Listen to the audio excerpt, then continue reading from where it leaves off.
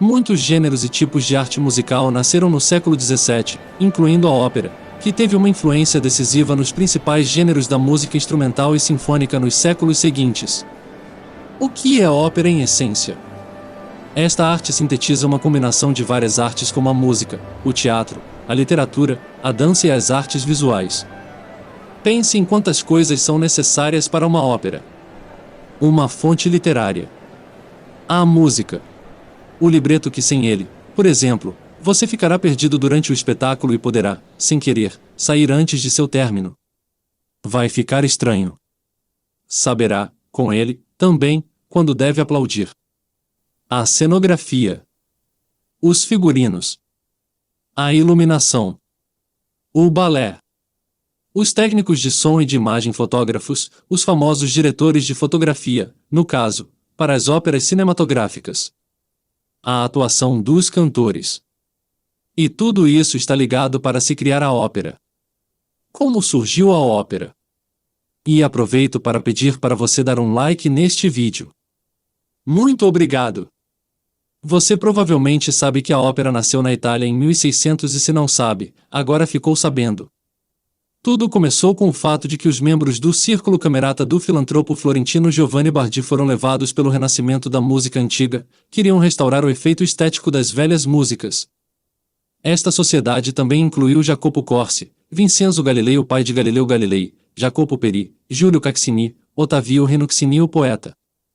Inclusive, estes estudos de Bardi trouxeram uma das características definidoras do que hoje conhecemos como música barroca. Como resultado de suas atividades, formou-se um estilo vocal monofônico monódico, cantado por somente uma pessoa e as óperas. Daphne é a mais antiga composição que se pode classificar como ópera. A música de Jacopo Peri e Jacopo Corsi, com libreto de Ottavio Rinuccini. Eurídice de Caccini foram escritas com base no enredo do mito de Orfeu e Eurídice, que, por sinal, seriam incorporados em óperas por séculos. Ao mesmo tempo que floresce a ópera, nasce também uma eterna disputa entre os músicos, e críticos e compositores. O que seria mais importante?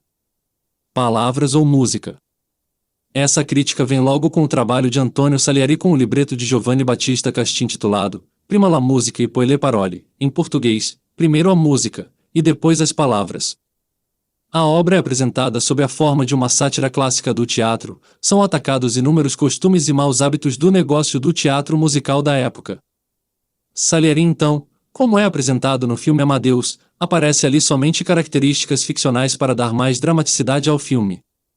Uma imagem inverídica, dizem estudiosos, e mentirosa. Assim, na ópera florentina, as palavras eram o principal, o poeta era mais importante que o compositor. Mas a Itália é grande, e não foi só Florença que viveu a ópera. Roma tinha seu próprio círculo, encabeçado pela família Barberini. Eles eram parentes do Papa, e aqui a ópera adquiriu um caráter espiritual, ou seja, as ideias cristãs foram promovidas nela, a igreja foi glorificada. Entretudo, os resultados foram ainda melhores que os dos florentinos. Havia áreas, coros, conjuntos, homens castrados cantavam, pois as mulheres não podiam cantar na ópera, havia intervalos orquestrais entre os atos. Os melhores exemplos de óperas romanas são Saint Alexei a São Alessio, de Stefano Landi. Galatia de Loreto Vittori, sua única obra dramática, foi publicada em 1639. Cláudio Monteverdi pode ser considerado o primeiro grande compositor de ópera. Ele viveu em Mantua de 1567 a 1643 e depois em Veneza. Monteverdi tornou-se o primeiro criador de um verdadeiro drama musical. Ele é acreditado por desenvolver uma forma de ópera como entretenimento popular. Ele escreveu outro Orfeu em 1607, sua outra ópera famosa é A Coroação de Popeia, composta em 1642. Ele fez isso adaptando a ópera aos estilos regionais de Veneza e Mantua e compondo óperas com uma grande variedade de temas e histórias. Monteverdi mostrou diferentes personagens, situações dramáticas através da música. Claro, sem Veneza na história da criação da ópera, isso não teria sido possível. A escola veneziana tornou-se líder em meados do século XVII. A primeira casa de ópera pública em San Cassiano foi inaugurada aqui em 1637, tornando a ópera acessível ao público. Aqui também foi mostrado por que a ópera era frequentemente acusada de classicista, em belas melodias, todo o foco no canto solo. A transformação da ópera em um concerto com figurinos e interlúdios cômicos transformou a ópera no que, mais tarde, esses tipos de músicas ficaram conhecidas como as óperas buffa. Um exemplo de ópera da escola veneziana é a ópera em prólogo e 5 atos do compositor Antonio Sesti, e o Pomo de Ouro. E se estamos falando da Itália, onde se encaixa Nápoles nessa nossa conversa? Foi esta cidade que ganhou importância a partir da segunda metade do século XVII. Conservatórios são fundados em Nápoles, que originalmente serviam como orfanatos. E assim encontramos o segundo dos notáveis compositores de ópera, Alessandro Scarlatti. Ele compôs, imagine, mais de 100 óperas. E precisamos de um pouquinho de técnica musical muito básica para entender certas músicas, ou todas as músicas. Músicas apenas com estrofes, conhecidas com a montagem estrutural A. É uma forma muito comum em canções de contação de histórias porque chama ainda mais a atenção do ouvinte para a letra, que, afinal, é o elemento da composição mais importante para variar o final. Exemplo de música: Cotidiano de Chico Buarque, que tem uma montagem musical padrão conhecido como A. Esta forma é muito comum no jazz e seus derivados. Consiste em 2 estrofes melódicas iguais seguidas de outras estrofes, que também chamamos de estrofes porque também não soa como um refrão e nem como ponte, e finalmente a primeira estrofe são consideradas do ponto de vista melódico. Na área da capo, a parte central B, muitas vezes contrastada, é emoldurada pela canção primordial A, que constitui o da capa em si, muitas vezes, é ornamentada, permitindo deste modo evidenciar a virtuosidade verbal do cantor e socorrer a gesto dos estados de sentimento das personagens afetivos. Agora as áreas começaram a transmitir as experiências emocionais do herói, e os recitativos levaram a ação adiante. As áreas eram compostas em forma de capo a primeira parte, a parte do meio e a repetição da primeira com enfeites ao gosto do cantor. Os recitativos eram divididos em seco com acompanhamento de cravo e acompanhamento com rica linha melódica e acompanhamento orquestral. Assim formou-se uma abertura. 2 variedades principais foram desenvolvidas. Seco recitativo. O recitativo seco é cantado com um ritmo livre determinado pelos acentos das palavras. O acompanhamento, principalmente violoncelo e cravo contínuos, é simples e cordal.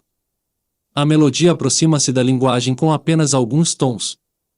A segunda variante, recitativo stromenato ou recitativo acompanhado, tem um ritmo mais apertado e acompanhamento orquestral mais envolvente. Usado em momentos dramaticamente importantes, tem um caráter mais emocional. Sua linha vocal é mais melódica e geralmente leva a uma área formal. Então, os italianos deram um tom em relação à ópera.